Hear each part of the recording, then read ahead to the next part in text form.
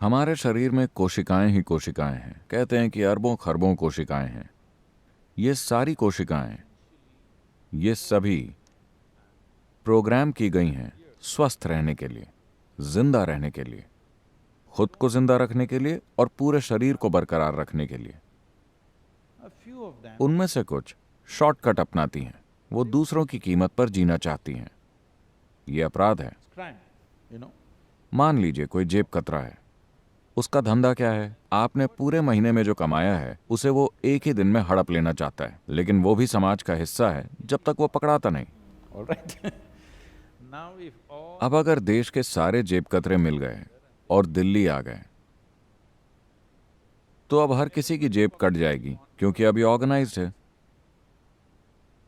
तो अभी जिसे आप कैंसर कहते हैं वो बस यही है। हर किसी के शरीर में कैंसर की कोशिकाएं होती हैं। जब वो ऑर्गेनाइज्ड हो जाती हैं और एक जगह पर इकट्ठा हो जाती हैं, तो ये एक गंभीर समस्या बन जाती है, इस हद तक कि ये किसी की जान भी ले सकती है। तो इसका हल क्या है? बताने को कई चीजें हैं। सबसे पहले, अपराध वहीं पनपता है जहां सिस्टम में कोई व्यवस्था नहीं होती। समाज में अपराधी फलेंगे फूलेंगे अगर कानून व्यवस्था ठीक से लागू नहीं की गई। तो हमारे सिस्टम में एक डिफेंस मैकेनिज्म है। क्या हम इसे ठीक ठाक रख रहे हैं? क्या हम इस पर हर किस्म के स्टिमुलेंट्स और नशीली चीज से बमबारी कर रहे हैं और फिर उम्मीद कर रहे हैं कि ये डिफेंस मैकेनिज्म काम करेगा? ये ऐसे काम नहीं करेगा।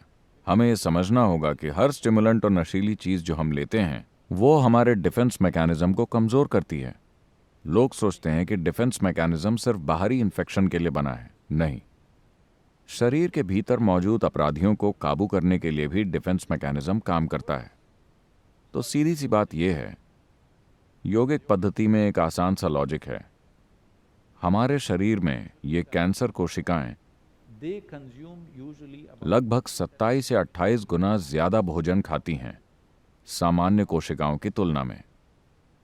तो अगर आप भोजन के बीच के गैप को बढ़ा देते हैं, योगिक संस्कृति में एक भोजन से दूसरे भोजन के बीच के गैप को 8 से 12 घंटे होना सबसे अच्छा मानते हैं।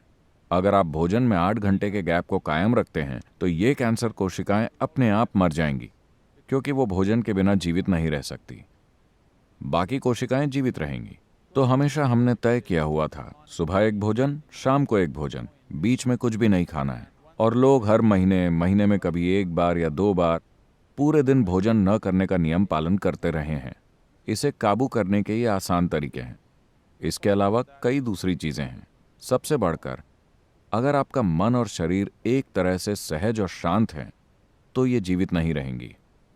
अगर आपका मन और शरीर किसी तरह के उथल पुथल में है, तब ये जीवित रहेंगी और साथ ही साथ फलेंगी फूलेंगी भी। अगर समाज उथल पुथल में रहता है तो ऑर्गेनाइज्ड क्राइम बढ़ जाते हैं।